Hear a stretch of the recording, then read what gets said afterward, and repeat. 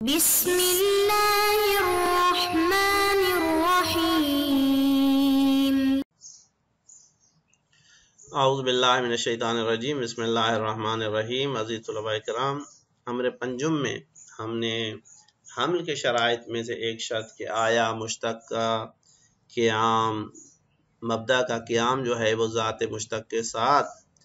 ضروری ہے یا ضروری نہیں ہے، اس حوالے سے دو قول ذکر کیے۔ بعض لوگوں نے کہا کہ ہر جگہ ضروری نہیں ہے، بعض مثالیں ایسی ہیں کہ وہاں پہ قیام ضروری نہیں ہے۔ مصنف نے اس چیز کو ثابت کیا کہ نہیں، یہ قیام جو ہے وہ ضروری ہے۔ یہ مسئلہ جو تھا وہ ضمنی مسئلہ تھا، حقیقت میں یہ مقدماتی مسئلہ تھا جس کے اوپر آج کی یہ جو ہماری بحث ہے وہ محیط ہے۔ وہ اس کو اگر ایک خلاصے میں ذکر کریں تو یہ میں نے جو آپ کے سامنے ذکر کیا ہے کہ صاحب فصول کہتے ہیں کہ تحقق اور صدق حقیقی مشتق میں ذات اور مبدا میں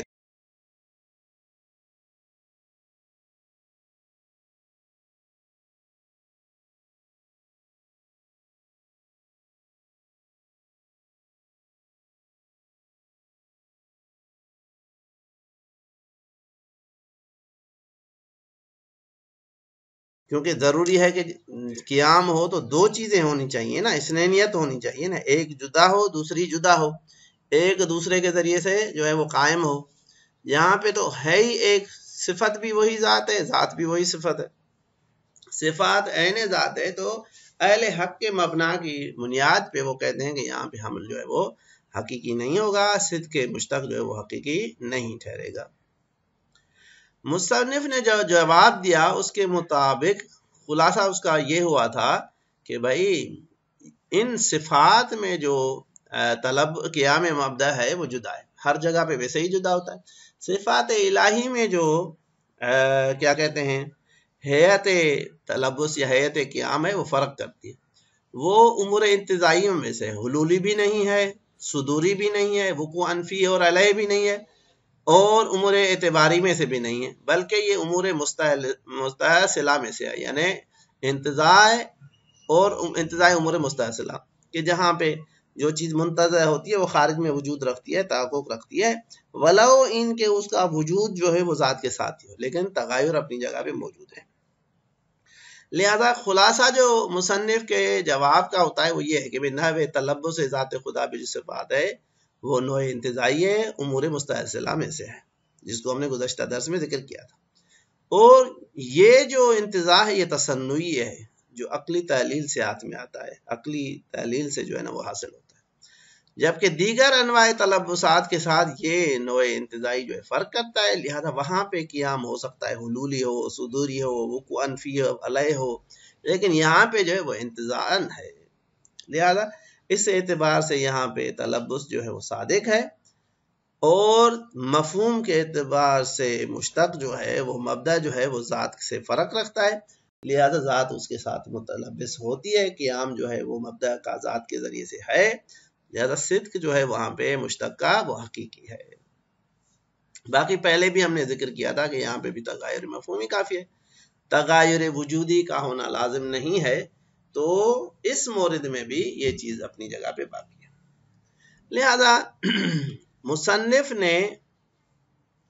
اس عبارت کو یہاں سے جو ہے نا ففی صفات الجاریہ سے لے کے حقیقت میں صاحب فصول کی اس مبنا کا جواب دے رہے ہیں، لہذا فرماتے ہیں ففی صفات الجاریہ علیہ تعالی، بس وہ صفات جو ذات خداوندی پہ جاری ہوتی ہیں، یکون المبدا مغایرا لہ تعالی مفہوما، وہاں پہ مبدا جو ہے وہ خدا کی ذات کے ساتھ فرق کرتا ہے، متغیر ہوتا ہے مفہوم کے اعتبار سے۔ خدا کا مفہوم مثال کے طور پر الذات المجتمعۃ لہ فیہ المجتمعۃ فیہ جمیع الصفات صفات الکمال والجمال، جس میں تمام صفات جمال و کمال موجود ہیں، وہ گئی ذات، اور مشتق جو ہے مثال کے طور پہ علم، مثال کے طور پہ وہ ذات ہے جو وہ مفہوم ہے کہ جو انکشاف کو اور ظہور کو رکھے اپنے اندر، لہذا دونوں میں مفہوماً فرق ہے۔ وقائماً بھی عیناً، اگرچہ قیام کے اعتبار سے یہ مفہوم جو ہے جو مغایر ہے ذات کے ساتھ مبدا کا، یہ مبدا ذات کے ذریعے سے عیناً قائم بھی ہے، لیکنہ بنحو من القیام، لیکن یہاں پہ جو قیام ہے اس کی مختلف انواع میں سے ایک مختلف منفرد جو ہے نا وہ کیا جو ہے نا نو ہے، آپ اس کے اوپر لکھ سکتے ہیں کہ از نو انتزاعی امور مستحصلہ کے میں سے لا بأن یکون ہناک اثنینیہ، یہ نہیں ہے کہ وہاں پہ دو چیزیں لازم آتی ہیں، جیسا آپ چاہ رہے ہیں کہ یہاں پہ حتماً دو چیزیں لازم آنی چاہیے تاکہ ایک قائم ہو دوسرے کے ذریعے سے اور دوسرا جس کے ذریعے سے پہلی چیز قائم ہو، ایسی بات نہیں ہے۔ یہاں پہ اثنینیت لازم نہیں آتی ہے کیونکہ ذات اور صفت جو ہے وجوداً ایک ہے۔ وَقَانَ مَا بِأَدَائی غیر الذات، یہ اس طرح سے نہیں ہے کہ جس کے مقابلے میں یہ آئے وہ ذات کے علاوہ، بل بنحو الاتحاد والعینیت، بلکہ اس اعتبار سے کہ ان دونوں کے درمیان میں اتحاد بھی ہے اور عینیت ہے، صفت عین ذات ہے، ذات عین صفت ہے۔ وَقَانَ مَا بِأَدَائی عین الذات، بس اس مفہوم کے مقابلے میں جو چیز آتی ہے وہ خود ذات ہی ہوتی ہے۔ لہذا اس سے ہم نتیجہ نکالتے ہیں کہ بھائی قیام جو ہے یہاں پہ امور انتزاعی مستحصلہ میں سے ہے، اور جب یہ ہو گیا تو صدق جو ہے مشتق کا وہ حقیقی ہے کیونکہ مبدأ جو ہے اس کا قیام ثابت ہے۔ ہاں جس طرح سے آپ چاہ رہے تھے اس طرح سے یہ قیام نہیں ہوا، لیکن اپنی جگہ پہ جو ہے وہ موجود تو ہے، قیام تو موجود ہے، قیام اپنی جگہ پہ واضح اور روشن ہے، قیام ہے، تو نتیجتاً آپ کا اشکال جو ہے وہ وارد نہیں ہوتا۔ اب اس مبنا کے اوپر کہ بھائی یہ تحلیل عقلی کے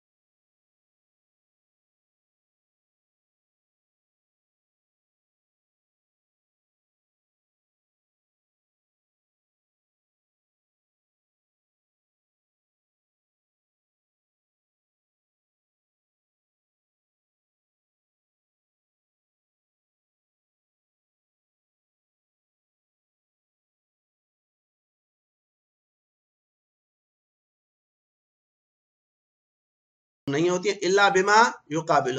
مگر اپنے ضد کے ذریعے سے. بھائی علم کو اس کے ضد جہل کے ذریعے سے پہچانتے ہیں. اب اگر غیر خدا بندی یعنی ذات خدا میں ان کو اس کے ضد کے ذریعے سے پہچانا جاتا ہے، ہم کہتے ہیں کہ یہ علم جو غیر ذات کے لیے مراد لیا گیا یہ مراد نہیں ہے، تو کیا لازم آئے گا کہ اس کا ضد جو ہے نا وہ مراد ہو. تو یہ بھی جو ہے نا وہ کبھی ہے. لہذا کہتے ہیں ففی مثل ما اذا قلنا انہ تعالی، کہ جب ہم کہتے ہیں اللہ تعالیٰ جو عالم اما انانی انہ من ینکشف لدیہ الشیء. اب یہاں پہ تین چیزیں قابل تصور ہیں. یا تو اس سے مراد ہر وہ ذات لیں گے جس کے نزدیک کوئی چیز کشف ہوتی ہے، انکشاف کی معنی میں مراد لیں. فَهُوَ ذَاكَ الْمَعْنَى الْعَامُ، تو یہ تو وہی معنی ہوئی جو غیر خدا کے لیے ہم نے ثابت کی، اور ہمارا مدعا بھی یہی ہے کہ دونوں کی معنی پھر ایک ہو جائے گی، دو معنی نہیں ہوں گی. او انه مصداق لما يقابل ذلك المعنى، یا ہم کہیں گے کہ یہ جہل کے مصداق